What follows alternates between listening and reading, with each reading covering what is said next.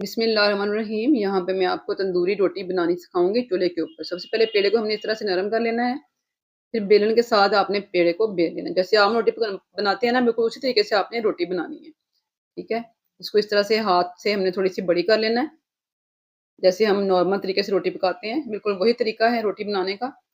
अब हमने एक प्याली में पानी लेना है, थोड़ा-सा पानी लेंगे, पानी के साथ हमने हाथ गीला करना है और हाथ गीला करके जो रोटी की ऊपर वाली साइड है ना, इसके ऊपर हम इस तरह से गीले हाथ के साथ इस रोटी को ऊपर से सारा गीला कर देंगे।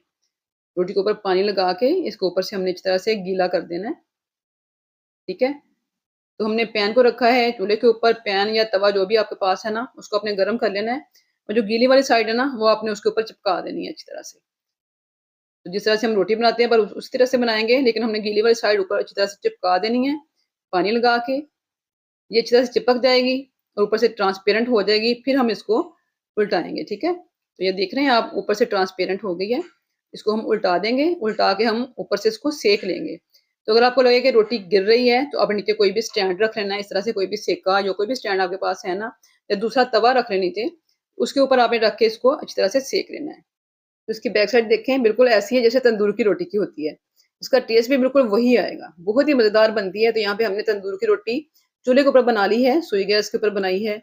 आप भी ज़रूर ऐसे बनाएँ, आप इसको गर्मियों में एन्जॉय कर सकते हैं बनाकर, दोपहर को बहुत ही मज़े की लगती है।